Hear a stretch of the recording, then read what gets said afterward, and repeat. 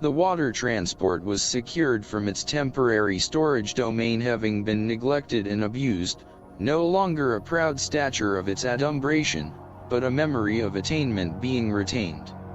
A new concession was accorded, a redemption to again accommodate its intended ambition, a renewal of esteem to be enhanced with the tenderness of application, a restoration of dignity would prevail. The residency of purpose was to install a meaningful artistry, once again providing awareness to its physical attributes. A brush of countenance would again endure with the ensconcement of a majestic allurement, the results bringing a once forgotten prominence. The 1954 18-foot aluminum Lone Star seaworthy vessel, finding a home at Gary's Southwest 46th Terrace residence. The musician having discovered the vessel relegated to the weed-infested backlet of a boating sales concern on South Shield Avenue in Oklahoma City. A despairing sight.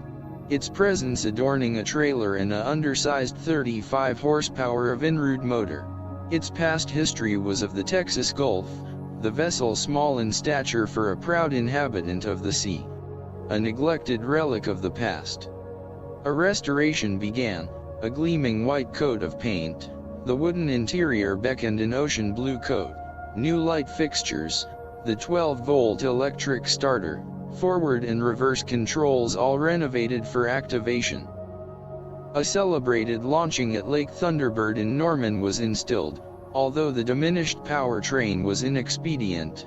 The 35 horsepower Vinrude would suffice for the pianist's aspirations, providing a recreational ride around the lake for his family and a platform for fishing. The journey to Lake Thunderbird was found to be somewhat of an obstacle. The 35-mile road trip, the boat ramp insertion and extrication of the craft was time-consuming. Gary making an inquiry at the marina about a rental slip, discovering an unsheltered inexpensive rental space for $100 per year. A visit with band member Jerry Willis asking if he would like to share in the slip expense and use of the boat. The majestic Lone Star finding a new residency.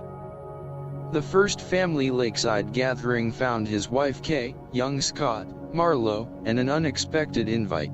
His mother-in-law Helen venturing on the waters of Thunderbird for an excursion around a portion of the lake's 60-mile shoreline. An early morning expedition to Thunderbird finding Gary, Jerry Willis, his wife Darlene, her 3 sons, Corky, Ricky, Donnie and friend Donna aboard the 18-foot Lone Star. All excited about a fishing venture. The Thunderbird Fishing Emporium was apparent to bass, catfish, bottom-feeding carp and the ever-schooling crappie, with some other unacquainted species joining the fray. The motley crew having little or no luck in the coves. Gary deciding to venture to the lake's dam site where he had success before, and it wasn't long before an array of schooling crappie began to flourish. The pianist knew it was time for an immediate conversion from single hooks to the multiple hook crappie rigging. Darlene having never before fished, on her first cast with the multi-hook rigging, the bobber disappearing, a retrieval discovering 3 crappie on her line. An exclamation of exhilaration prevailing. Gary admitting, he had never achieved an introduction to fishing like that. The schooling crappie adventure concluding, the group returning to Jerry's residence, a total of 82 crappie harvested with one disposition. Gary discovering no one was interested in cleaning the catch, save Jerry's eldest son Corky, noting the difference between people who fish and true fishermen.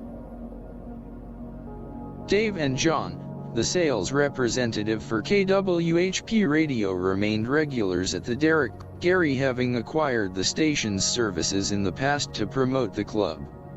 Dave having being very inventive with a large carbon arc searchlight, stationing it outside of the club to correspond with a special night broadcast, the beacon in the sky seen for miles designating the club's location.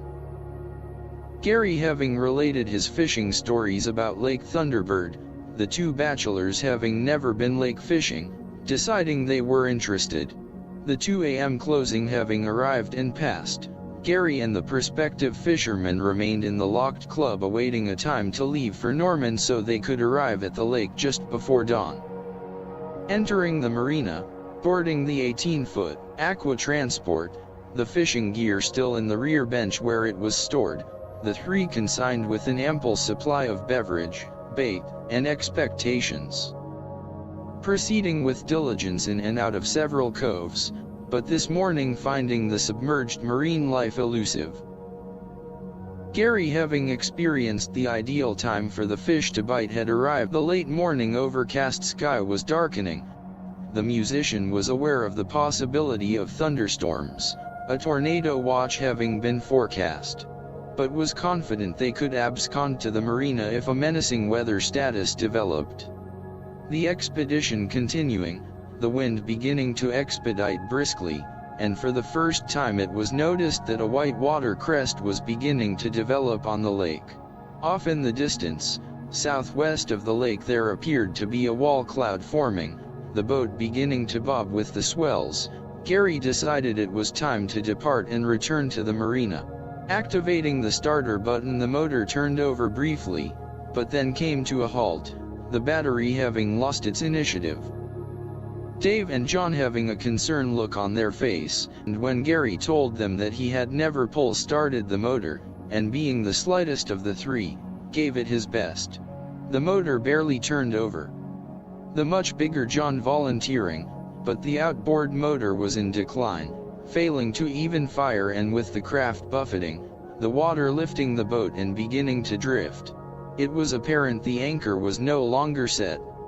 The riveting motion and drifting continued, as did the adrenaline. The three deciding to don life jackets, although Gary mentioned that the worst that could happen would be that they would drift ashore. A scanning search for other lake activity found a vacancy, save a person in a small 10-foot boat being swept along by the waves toward the marina.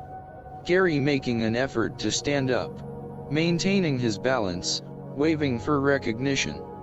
The person in the boat noticing their quandary, turning about into the wind-driven waves to attempt their deliverance. The small craft arriving, tossed about, a rope line being cast, the person aboard fastening it to enact a tow. The Lone Star towering over the rescue boat. Gary realizing the only reason the smaller boat could make any headway was because the marina was downwind. Entering the marina area, the normally subdued waters of the slip area were abashed with white water, the waves splashing dockside, the boats moored in their slip bobbing like corks. The towed Lone Star cresting against the docking area, Gary leaping to the boardwalk and with the tow line in hand conveying the craft to its appointed disposition. A resulting conversation with the two advertising entrepreneurs finding their first lake fishing experience would probably be their last. Especially if accompanied by a journeying tornado giving notice of its presence.